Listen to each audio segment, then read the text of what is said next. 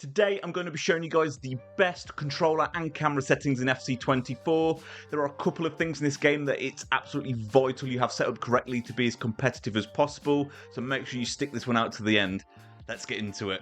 Getting into the settings, so for the preset, ensure you have this on competitive.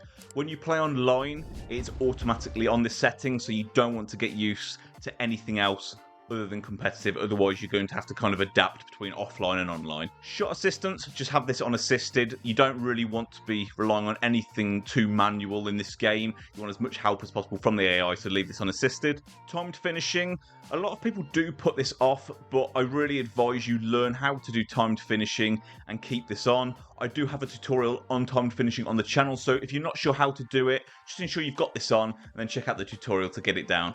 As far as all the passing settings go, I honestly wouldn't touch any of these. Some people like to have semi for the crossing. They like to have a little bit more of a manual dictation on where the ball goes, but I would honestly just recommend leaving this all as it is. For the pass receiver lock, ensure you've got this on late. It just makes player locks way more effective. The precision pass sensitivity, you don't want to touch that. Just leave that on normal. As far as the clearance assistance goes, ensure you've got this on directional. If you have it on classic, sometimes when you're trying to clear the ball out from defense, it can go in a really random direction and lead to you conceding goals, so just ensure you do have that on directional. Defending, new this year, is advanced defending. I personally still opt for tactical defending because that essentially enables the AI to just decide for you what kind of tackle or motion makes the most sense for the situation. With advanced defending, you can manually basically do a shoulder barge instead of a tackle, but honestly, you're kind of just leading to more human error if you haven't mastered this. If you really want to get it down, go for advanced defending. A lot of the pro players do, but especially if you're new to this game or you're not super comfortable defending, I'd recommend running with tactical. For the pass block assistance, ensure you've got this on, otherwise your AI is going to be sitting there doing nothing a lot of the time. For the auto switching, I have it on air balls and loose balls, and I have the move assistance on low. If you have this high, what can happen is the game will literally switch your player for you whilst you're potentially like going for the ball in the air, or if there is just like a loose ball that you want your defender to pick up. So ensure you don't have that on high. None, you get no assistance whatsoever. Low is definitely the perfect middle ground for this one. Right stick switching, ensure you've got this on classic. You don't want player rotation, adaptive or anything fancy, just run with classic for that. For the right stick switching reference, you want it player relative. So when you've got your cursor over a defender's head, if you want to right stick switch where you flick your right stick towards the player you want to change to, you want it relative from the player. So if you've got a person here and you want to change to this one, you'd flick the right stick down. If you have it on ball relative, it can be really confusing, especially if the ball's moving around. So ensure that is on player. Right stick sensitivity, I honestly wouldn't touch it. I've never had any issues with right stick switching in this game. 4 is absolutely perfect and is the default. Next, player switching, just leave this all on classic. You definitely want player locks on to kind of keep up with the skill gap. Basically, player locks is where you click in both sticks and can switch to the runner opposed to the person on the ball. Again, if you want to see a tutorial on player locks, if you're not sure how to do them, just let me know down below. I'll be happy to put that together for you guys.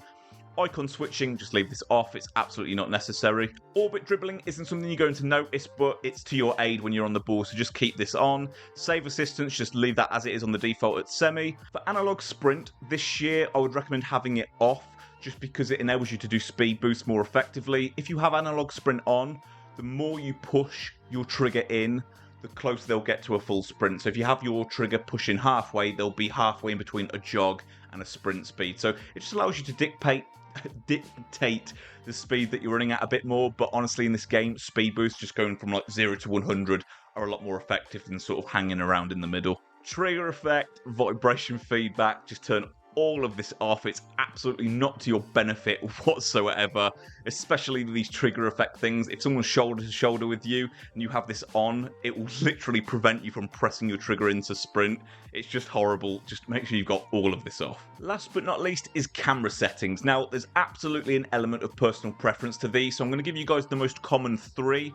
I'll start things off with what I like to use because it is absolutely the most common question that I get asked on this channel. A lot of you guys do like the camera that I use, so one I use is Telly, and then I go down here to where it says custom camera settings. I put this to custom.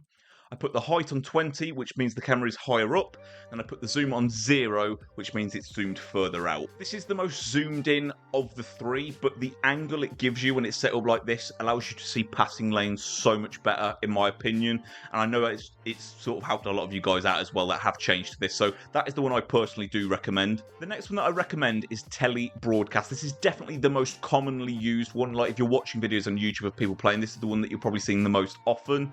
For tele broadcast, you can have it as default. A lot of people do like to mess with the custom and increase the height, maybe zoom out a little bit, but that all is just like a little personal preference, a bit of a tweak. But just try tele broadcast. That is kind of a middle ground out of these three camera settings. Last but not least is co-op. This is the most zoomed out camera angle of the three. You really can see a lot of the pitch with this. So if you like switching the ball, playing a possession type game, you want to know where everyone on the pitch is, this is absolutely the best one to run with. Again, if you want to customize it and tweak the height and the zoom, by all means, just go with the default to start with. And if you really like the camera angle there, then from there, you could just go to the custom option and just tweak it to your taste. The very last thing in the camera settings is the power shot zoom at the very bottom. I would recommend turning this off. If you have it on, when someone's doing a power shot and it zooms in, what can be used to that person's advantage? If they think that camera's zooming in for you, they can do that as a bait, cancel it, and then play a pass to someone that you can't see because your camera's zoomed in. So just to be as competitive as possible, you're best off turning this one off.